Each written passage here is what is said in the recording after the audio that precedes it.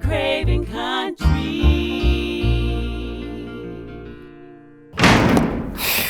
Can't get this thing straight. Oh, hi. How are you? Listen, I'm trying to get this old thing fixed up because I got to ride my guest around. Everson will be here soon. I have to interview him, so I got to get back to work. I'll see you soon. It is a pleasure and an honor to speak with Everson Walls today. He was a talented professional athlete for the Dallas Cowboys, the New York Giants, and the Cleveland Browns. He is respected in the TV and radio industry for his knowledge of sports, and he plays a vital role in the community as he continues to give endless gifts to his family and friends. I present to you Everson Walls. I'd like to thank you so much for coming out to visit with me. And wanted to talk about a couple of things, you know, your family, your career. So I guess we can get started. Let's get started. Okay. Grew up in Hamilton Park, all black community on the north side of Dallas. Just a whole proud group of individuals that, you know, they settled right there on the north side and, you know, in an area where you just really don't see many of us. Right. And it was really a haven for me because I had all the love I needed. The teachers, the preachers, the businessmen, women, the doctors, they all lived in the same neighborhood. I always like to refer to it as a black Mayberry. Oh, your mom and dad married? Oh, yes. Out of college? They did. There's no out of college, no. Mom and dad. Mom never went to college. You know, we're talking old school. We're talking, you know, 1940s and 50s. And even though my dad was good enough to go to Prairie View, which was a great university, it still is, he was forced to do the old school thing. You know, when you get your girl pregnant, you have to get married. Yeah, you got to get married, boy. Okay. I don't know what you got going on right now, but you got to leave school. You got to come on home, take care of this baby, and take care of this wife. And so that's kind of how things got started. My dad always told me, whenever I got a little big for my britches and was bragging about my professional football career, and I would say it was good that you didn't go to college because then I was able to, you know, make my mark. And he always tells me, hey, I could have made my mark too, because that's just how good he was. Okay. So my humble beginnings came from a man that really knew football. Okay, and then they bore how many children? 3 children, 5 overall. We lost 2 of them. I had 2 brothers that I lost, Derek, Allen, and Wellen Eric. Okay. And but you know, 3 of us, you know, hung in there, and with the help of 2 older sisters, Eartha and Gigi, they raised me well when Mom wasn't around and when Dad was. To this day, I still feel like the little brother around them, even though I dwarfed them in size. Okay. Actually, where did your love for football come in? You know, I guess growing up back in the 60s, a lot of the African Americans, they really fell in love with baseball because of, you know, on the heels of Jackie Robinson and things of that nature.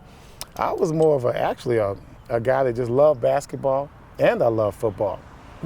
Football was really my second favorite sport. Right. But when you have a dad like my dad, who was a big, brawny man, he looked like a football player. He walked like a football player. So of course I ended up playing football, and I ended up being pretty good at it at an early age. At an early age. So did you make an impact on that football team? I didn't at first. I started off as a basketball player. I hated football. Okay. You know, it's too hot, too sweaty, too cold, too wet, too rainy. You know, the elements all had to be involved, and you know, the sweet game of basketball, you just go into the gym, play basketball. At the time, you know, we had remember the cute shorts that we used to wear before they got all big. Yeah. Well, now, see, that, you know, they're different. But at that time, I could let my afro grow out. I could show my cute little legs, and it was all fun. But and then, the muscles. Yeah. But I got in trouble. I kept getting kicked off the team, and when it came down to it, after going through all of that, football ended. So that is where you met your then girlfriend and now wife, Sherelle. Yes, Miss Sherelle Harris at the time. I say this all the time. football and all really helped me get my life back on track because I had really become an angry young man. But her and the sport itself kind of helped me land in my next chapter of my life, and that was going to Grambling State University. So you followed her to Grambling. I followed her, yes. Isn't that neat? You A lot of followed people her don't to know that. Grambling. I followed Sherelle to Grambling. Hopefully not many people will see this show. You know, they wouldn't know that. We want them to know. We want them to know? We want them to know? Yes. All right. Yes. Many people would know. That's a good thing. It is a good thing. She knew where she was going. She had her stuff together, and I did not.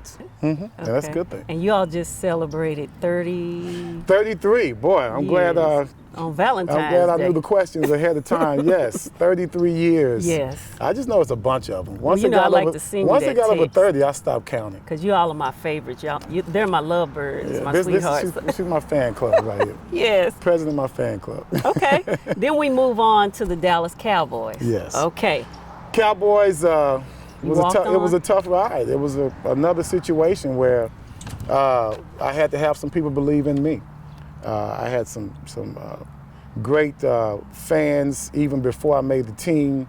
Everybody in Hamilton Park was pulling for me. Right. There was not a person in Hamilton Park that didn't want a brother from the hood to make it with the Cowboys. Okay. And you know, the facility at the time was right up the street from where we grew up.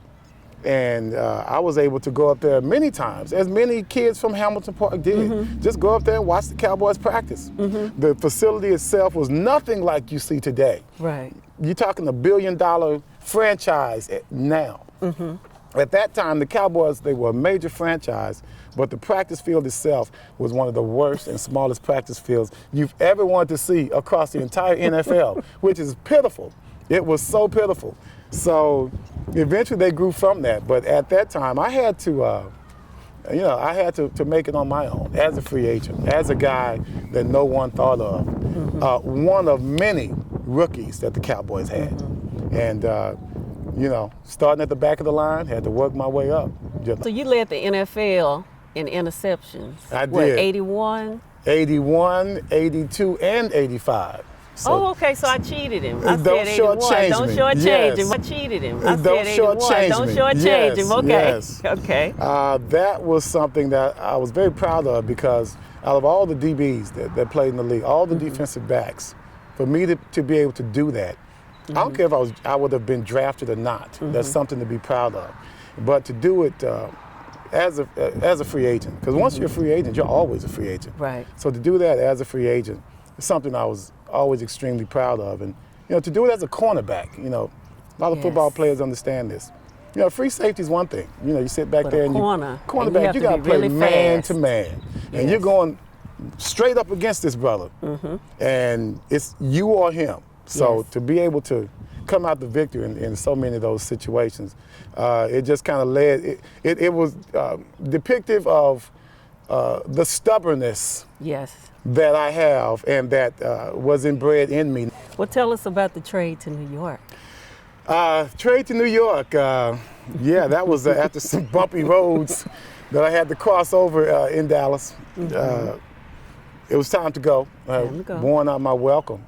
And I saw some teams out there, they really needed a good defensive back. And the New York Giants, they were one of those teams. They had good defense, but the defensive backs were the weakness of that defense. And I thought I could add something to them. And I told Bill Parcells, who was the head coach at the time, that I could be that person that can help him go to the Super Bowl. Okay. And sure enough, we ended up in the Super Bowl first year. To the Super Bowl, and actually, you had that winning catch. I had the winning tackle. You can tell you don't know much about football, sweetheart. That's okay. I'm sorry. I had the winning tackle, a game-saving tackle against a guy named Thurman Thomas, who's NFL Hall of Famer. And I think if it wasn't for that, he may have scored and put that game out of reach. But we were able to hold on after I made that tackle and caused them to miss a field goal. Okay. 2019, I finally got my Super Bowl ring. And you were on the cover of Sports And on the cover, yeah. Was that crazy? I know that a little crazy. bit. You do know a little bit, don't you? You had the eyes of an eagle. Yes. And you had the webs of Spider-Man, because it's amazing how you could just catch a ball out of the air? It was something that my dad taught me a long time ago. He taught me when I played baseball. I used to try and catch the ball in the outfield. If the ball was in the air, I'd run after it. And as I run after it, it would just shake because I'm just running, it's just shaking. And I could never judge it. And he just gave me gold. He said, he was so simple, son, just run on your toes. Okay. And I started running on my toes, and it was like, to me, as a kid, it was like a miracle. You know, when you're 11, 12 years old and you're trying to, be something on a team full of kids you don't even know, and so you want to stand out to be able to do something, and that just, it was like, whoa, So basically it shows that the hard work paid off. It shows the hard work paid off, and also showed that there are times when you need to just shut up and listen. Right.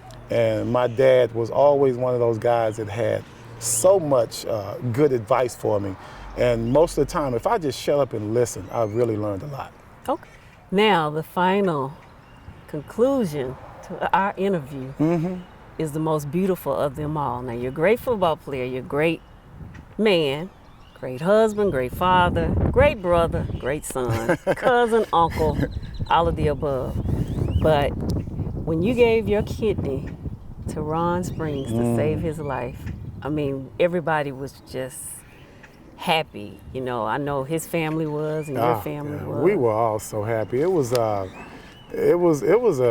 changed your life. I mean, right away. Changed his life right away. It did. If anyone knows anything about diabetes and the kidney donation process, I had no idea about any of this stuff. Right. I'd like to read this one excerpt from the book, and it captured my heart because it just showed how unselfish you were when you decided to save his life. And it said, I had to remind my mother of the importance of family after I made up my mind to try to save Ron's life by giving him one of my kidneys. I knew he was going to be the person to question the wisdom of my decision, and I had sworn ever since I was young that I'd never disappoint my mother. I don't think my mom would object to the idea of donating my kidney. I thought she would object to the idea of my donating my kidney to someone outside the family. So, I mean, that was just a strong move, and we all saw Ron spiraling. I went to the hospital the day after. And it was just like a flower that had just come back. Was that crazy? It was crazy. Amazing. And it was even more immediate than that, because the day before, I mean, as soon as you get off the table, you can see the difference. His eyes had started becoming yellow and like jaundice, and his color came back. Yeah, I mean, somebody as black as he was still ashen, which is weird. But the color just came back. Yeah, I'd be killing it. Yeah. So, but that was what was so good about it, just to see the immediate reaction. And then when you talk about that excerpt in the book, that was one of the toughest things, was going to tell my mom. Right. She was mad. She was mad. I could just tell. She was banging agreed. Dishes, and she wouldn't look at me. And she was, I was behind her. And I'm like, uh-oh. You can just tell, when your mom's upset. So, and it wasn't. I guess it's okay to say she was selfish. Yeah. Because you want to be selfish with your child. Yeah. Because that's kind of what she said. She said, "You're my baby." Son. I think she was unabashedly selfish, if I recall, and that was okay with me. But I just let her know that the stuff that you taught me when I was a kid, this is what I'm doing now. Well, it was funny because Sherelle called me from the hospital, and you all were both in surgery, and she was a little teary-eyed, and I said, "Remember John 15:13. Greater man hath no man than a man that will lay down his life for his friend." That's I said, right. "But they're both gonna get up and be fine." And she called me back, and she was happy, and she said, "He's never been in surgery before, Kim." So nope, I had never spent the night in the hospital after playing football all that time, or just growing up. Period, as a person. God, I can't remember how old I was, 40-something years old, but never spend a night in the hospital. That's how blessed, I have been. But when you talk about as hesitant as my mom was, she's the one in there taking all the pictures. Before we get wheeled in, she's doing selfies and everything. So You know, She it was was proud. fun. Oh yeah, she was proud. When it was all, even before it was said and done, she was proud. So I think she just was scared. That's Yeah, all. she was, because you're her only son. That's right. She said But that the too. beautiful thing is that you both came out of the surgery fine and doing, now that you're retired and You're doing never your retired. kidney. You're and, never retired. You always Okay. got to keep it going, especially as a former ball players. I mean, you know, we're done with it so soon. It's just so much more life to be lived and things to do. So I got with a young man named Mike Davis, Okay. who has always been a proponent of kids' well-being and health. Okay. And he ended up starting getting involved with me, and we started a foundation called Ethos Education. Okay. And that is a nonprofit foundation that really starts to deal with kids and their well-being, Okay. and especially their mental well-being. It's a character mentoring program. Okay. And we talk to kids about just making good decisions that can put you in a position Right. to do well throughout become- life, right. just throughout life. And it sounds very simple. And when Mike brought it up to me, I thought, you know, I was blessed. Right. You know, my parents taught me common sense, and I still, even with that, I still needed help. Right. I still need a lot of villagers to help me.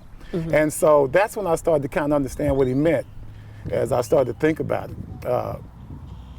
People need help. Kids Right. need help. Really. We lose them at a certain age, and it's so hard to get back as they get older and older. So we try to catch them in high school, even elementary school. So it's really more like a mentoring It's a type mentoring, of it's a education. character mentoring program. We Okay. talk to them about positive, you know, characteristics, democracy, sacrifice, deference, you know, friendship, understanding, all those words. Right. If you just concentrate on it, it may cause you to think sometimes before you act. Because impulsiveness at times can be a big problem for us all because we don't big think deterrent. before we act. Right. And so we try and talk to them about, okay, I was not born like this. Tim Brown's a business partner. He was not born like this. Right. He didn't make Heisman Trophy because he grew up doing silly things. Right. He didn't get Hall of Fame because he made a bunch of bad decisions over and over. He was more focused in what he did because he always thought Okay. before he acted. And so we bring in many people with those different backgrounds Right. and success stories to make kids understand. It starts from where you are right now. We weren't born this way. We went through all of that you're going through and you're gonna go through. Here's how we did it. Hopefully we can help you. Right. That's it. Good, with your influence. Well, we'd like to thank Mr. Everson Walls for coming out to the farm. And his mom is from what? Mom is from Longview, Texas. So he's Yes. actually a part-time country boy. I'm gonna see if I can get him out here to chase some chickens with me. He was Well, a great cornerback. hopefully won't be all this noise like we have out here today. We're by the highway, right? This is nice by the highway? We're close Yeah. to the highway, but we like to thank him. Like I say, I'd like to thank him for coming out. Feel free to come back anytime. We love you, and we'll see you soon.